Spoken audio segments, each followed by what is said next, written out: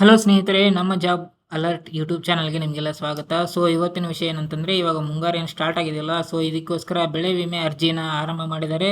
So ಕೊನೆ ದಿನಾಂಕ ಯಾವಾಗ, ಯಾವ್ಯಾವೆಲ್ಲ ದಾಖಲಾತಿಗಳು ಬೇಕು, ಏನೆಲ್ಲ ನಾವು ಅಪ್ಲಿಕೇಶನ್ ಹಾಕ್ಬೋದು ಅನ್ನೋ ಮಾಹಿತಿನ ಇವತ್ತಿನ ವಿಡಿಯೋದಲ್ಲಿ ನಾವು ತಿಳ್ಕೊಳ್ಳೋಣ.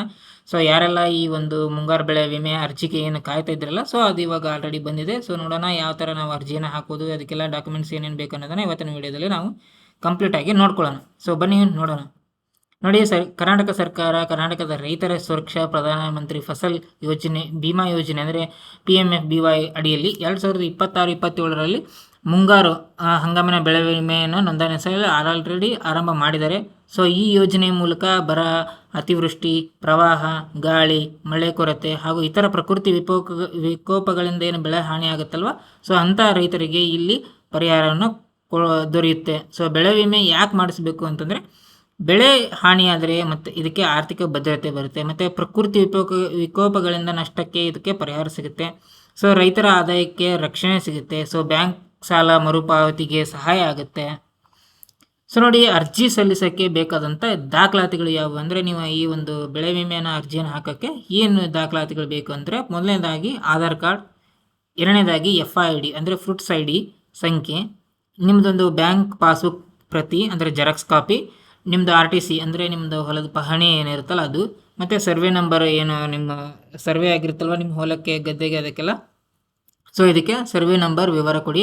ಸೊ ಒಂದು ಮೊಬೈಲ್ ಸಂಖ್ಯೆ, ನೋಡಿ ಬೆಳೆ ವಿವರಗಳು, ನೋಡಿ ಫ್ರೂಟ್ಸ್ ID ಅಂತ ಹೇಳಿದ್ವಲ್ಲ ಮೇಲ್ಗಡೆ, ಅದು FID ಅಂದರೆ ಇದು ಏನಂತಂದರೆ ಜಮೀನಿನ ಎಲ್ಲ ಸರ್ವೆ ನಂಬರ್ಗಳು ಸರಿಯಾಗಿ ದಾಖಲಾಗಿರಬೇಕು. ಇಲ್ಲದಿದ್ದರೆ ಮೊದಲು ರೈತರ ಸಂಪರ್ಕ ಕೇಂದ್ರದಲ್ಲಿ ಇದನ್ನು ತಿದ್ದುಪಡಿಯನ್ನು ಮಾಡಿಸಿರಬೇಕು. ಸೊ ಅಂಥವ್ರು ಕೂಡ ಇದಕ್ಕೆ ಬೆಳೆ ವಿಮೆಗೆ ಅರ್ಜಿಯನ್ನು ಸಲ್ಲಿಸ್ಬೋದು. ಸೊ ನೋಡಿ, ಅರ್ಜಿನ ಎಲ್ಲಿ ನಾವು ಸಲ್ಲಿಸಬೇಕು ಅಥವಾ ಅರ್ಜಿ ಸಲ್ಲಿಸುವ ವಿಧಾನ ಏನಂತಂದರೆ, ನೋಡಿ ನಮ್ಮದು ಗ್ರಾಮ ಒನ್ ಕೇಂದ್ರ ಇರ್ತವೆ, ಹತ್ತಿರದ ಗ್ರಾಮ ಒನ್ ಕೇಂದ್ರಕ್ಕೂ ಭೇಟಿ ನೀಡಿ ಅಲ್ಲಿ ದಾಖಲಾತಿಗಳನ್ನು ಸಲ್ಲಿಸಿ. ಸೊ ವಿಮಾ ಪ್ರೀಮಿಯಂ ಪಾವತಿ ಮಾಡಿ ಅರ್ಜಿ ರಸೀದಿನ ಪಡ್ಕೊಳ್ಳಿ. ನೆಕ್ಸ್ಟ್ ಎರಡನೇದು ಏನಂತಂದರೆ CSC ಅಂತ ಕಾಮನ್ ಸರ್ವಿಸ್ ಸೆಂಟರ್ ಅಂತ ಎಲ್ಲ ಊರುಗಳಲ್ಲಿ, ಎಲ್ಲ ಹಳ್ಳಿಗಳಲ್ಲಿ ಅಥವಾ ತಾಲೂಕು ಹೋಬಳಿ ಕಡೆಯಲ್ಲೆಲ್ಲ ಇರ್ತವೆ. ಸೊ ನೀವು ಅಲ್ಲಿ ಹೋಗಿ ಈ ಕೇಂದ್ರದಲ್ಲಿ ನೋಂದಣಿ ಮಾಡಿಸ್ಬೋದು. ಮೂರನೇದೇನೆಂದರೆ ಬ್ಯಾಂಕ್ ಮೂಲಕ ಬೆಳೆ ಸಾಲ ಪಡೆದಂಥ ರೈತರು ಏನಿದೆ ಸಂಬಂಧಿತ ಬ್ಯಾಂಕ್ ಮೂಲಕನೂ ಕೂಡ ಅರ್ಜಿ ಸಲ್ಲಿಸ್ಬೋದು. ಹಾಗೂ ನಾಲ್ಕನೇದಾಗಿ ಆನ್ಲೈನಲ್ಲಿ ಕೂಡ ಅಧಿಕೃತ ಬೆಳೆ ವಿಮೆ ಪೋರ್ಟಲ್ ಏನಿದೆಯಲ್ಲ ಅದ್ರ ಮೂಲಕ ಕೂಡ ನೀವು ಅರ್ಜಿನ ಸಲ್ಲಿಸಬಹುದು. ಅದರ ಅರ್ಜಿ ಲಿಂಕ್ ಕೂಡ ನಾನು ಡಿಸ್ಕ್ರಿಪ್ಷನಲ್ಲಿ ಕೊಟ್ಟಿರ್ತೀನಿ, ನೀವು ಒಂದ್ಸರಿ ಚೆಕ್ ಮಾಡ್ಕೊಳ್ಳಿ, ಅಲ್ಲಿಂದ ಕೂಡ ನೀವು ಅರ್ಜಿನ ಸಲ್ಲಿಸ್ಬೋದು. ಸೊ ನೋಡಿ, ಪ್ರಮುಖ ದಿನಾಂಕಗಳಂದರೆ ಯಾವ ಅರ್ಜಿ ಸಲ್ಲಿಸೋಕ್ಕೆ ಯಾವ ಆರಂಭ ದಿನ ಮತ್ತು ಕೊನೆ ದಿನ ಯಾವುದು ಅಂದರೆ, ಅರ್ಜಿ ಸಲ್ಲಿಸೋಕ್ಕೆ ಪ್ರಾರಂಭ ಆಲ್ರೆಡಿ ಜೂನ್ 1ಗೆ ಆಲ್ರೆಡಿ ಸ್ಟಾರ್ಟ್ ಆಗಿದೆ. ಸೊ ಕೊನೆ ದಿನಾಂಕ ಯಾವಾಗ ಅಂದರೆ ಜುಲೈ 31. ಸಾಮಾನ್ಯವಾಗಿ ಮುಂಗಾರು ಹಂಗಾಮಿನ ಕೊನೆ ದಿನಾಂಕ ಇದಾಗಿರುತ್ತೆ, ಜುಲೈ 31 ಆಗಿರುತ್ತೆ. ನೀವು ಅದರೊಳಗಡೆ ನೀವು ಅರ್ಜಿ ಹಾಕಿ ಸೊ ಇದಕ್ಕೆ ನೀವು ಅಪ್ಲೈ ಮಾಡ್ಬೋದು. ನೋಡಿ, ಪ್ರೀಮಿಯಂ ಮೊತ್ತ ರೈತರ ವಿಮಾಕ್ಕೆ ಕೇವಲ 2% ಪ್ರೀಮಿಯಮನ್ನು ಬೆಳೆ ಮುಂಗಾರಿನ ಬೆಳೆಗೆ ಪಾವತಿಸಬೇಕಾಗುತ್ತದೆ. ಸೊ ಇದನ್ನು ಸ್ವಲ್ಪ ನೀವು ನೋಡ್ಕೊಂಡು ಹೋಗಿ. ನೋಡಿ, ರೈತರು ಇದರಲ್ಲಿ ಗಮನಿಸಬೇಕಂತ ಪ್ರಮುಖ ವಿಷಯಗಳು ಯಾವಂದರೆ, ಮೊದಲನೇದಾಗಿ ಬೆಳೆ ಸಮೀಕ್ಷೆ ಕಡ್ಡಾಯ. ಬೆಳೆ ವಿಮೆಯಲ್ಲಿ ನಮೂದಿಸಿದ ಬೆಳೆ ಮತ್ತು ಬೆಳೆ ಸಮೀಕ್ಷೆಯಲ್ಲಿ ದಾಖಲಾಗಿರುವ ಬೆಳೆ ಎರಡಕ್ಕೂ ಒಂದಾಗಿರಬೇಕು. ಅಂದರೆ ಈಗ ನೀವು ಸಮೀಕ್ಷೆಯಲ್ಲಿ ಒಂದು ಬೆಳೆ ಮತ್ತು ನಾಳೆ ಲಾಸ್ ಆದಾಗ ಒಂದು ಬೆಳೆ ಥರ ಆದರೆ ಅದು ಕೂಡ ಇದಕ್ಕೆ ಅಪ್ಲೈ ಆಗೋಲ್ಲ. ಸೊ ಎರಡನೇದು ಆಧಾರ್ ಕಾರ್ಡಿಗೆ ಬ್ಯಾಂಕ್ ಲಿಂಕ್ ಆಗಿರಬೇಕು. ಅಂದರೆ ಈಗ ನಿಮಗೆ ಬೆಳೆ ವಿಮೆಗೆ ಹಣ ಬರಬೇಕು ಅಂದರೆ ಪರಿಹಾರಕ್ಕೆ, ಅದಕ್ಕೆ DBT ಮೂಲಕನೇ ನೇರವಾಗಿ ನಿಮ್ಮ ಖಾತೆಗೆ ಹಣ ಜಮಾ ಆಗುತ್ತೆ. ಸೊ ಅದಕ್ಕೋಸ್ಕರ ನಿಮ್ಮ ಬ್ಯಾಂಕ್ ಅಕೌಂಟ್ಗೆ ಆಧಾರ್ ಕಾರ್ಡು ಕಡ್ಡಾಯವಾಗಿ ಲಿಂಕ್ ಆಗಿರಬೇಕು.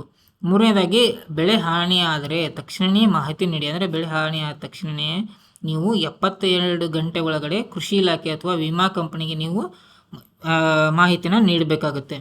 ಸೊ ಇದರಲ್ಲಿ ಸಹಾಯವಾಣಿ ಅಂದರೆ ನಿಮಗೆ ಹೆಲ್ಪ್ಲೈನ್ ನಂಬರ್ ಯಾವುದು ಅಂತಂದರೆ ಬೆಳೆ ವಿಮಾ ಸಹಾಯವಾಣಿ ಇಲ್ಲಿ ನಂಬರ್ ಇದೆ. ಸೊ ರೈತರ ಸಂಪರ್ಕ ಕೇಂದ್ರ RSK ಏನಿದೆ ಅಲ್ವಾ, ನಿಮ್ಮ ಹೋಬಳಿ ರೈತರ ಸಂಪರ್ಕ ಕೇಂದ್ರವನ್ನು ಸಂಪರ್ಕಿಸಬಹುದು. ಸೊ ಅದಕ್ಕೆ ನಂಬರ್ ಕೂಡ ಇಲ್ಲಿದೆ, ನಿಮಗೆ ಡಿಸ್ಕ್ರಿಪ್ಷನಲ್ಲಿ ಕೂಡ ಆ ನಂಬರನ್ನು ನಾನು ಕೊಟ್ಟಿರುತ್ತೇನೆ. ಸೊ ನೋಡಿ, ಇವತ್ತಿನ ಈ ವಿಷಯ ಇದಾಗಿತ್ತು ಬೆಳೆ ವಿಮೆ ಬಗ್ಗೆ. ಇದರಲ್ಲಿ ಏನೇ ನಿಮಗೆ ಡೌಟ್ ಇದ್ದರೂ ಕೂಡ ನೀವು ಕಮೆಂಟ್ನಲ್ಲಿ ತಿಳಿಸ್ಬೋದು, ನಾವು ಅದಕ್ಕೆ ಪರಿಹಾರನ ಕೊಡ್ತೀನಿ ಅಥವಾ ಆನ್ಸರ್ ಮಾಡ್ತೀನಿ. ಸೊ ಇದೇ ಥರದ ಹೆಚ್ಚಿನ ಮಾಹಿತಿಗಳಿಗಾಗಿ ಗೌರ್ಮೆಂಟ್ ಸ್ಕೀಮ್ ಆಗಿರ್ಬೋದು, ಕೃಷಿ ಬಗ್ಗೆ, ಜಾಬ್ ಬಗ್ಗೆ ಅಪ್ಡೇಟ್ಗಳ ಬಗ್ಗೆ ನಮ್ಮ ಚಾನಲ್ನ ಸಬ್ಸ್ಕ್ರೈಬ್ ಮಾಡ್ಕೊಳ್ಳಿ, ಹೀಗೆ ಸಪೋರ್ಟ್ ಮಾಡಿ. ನಿಮಗೆ ಇದೇ ಥರ ವಿಷಯಗಳಿಗಾಗಿ ನಮ್ಮ ಚಾನಲ್ನ ನೋಡ್ತಾ ಇರಿ. ಸೊ ಧನ್ಯವಾದಗಳು.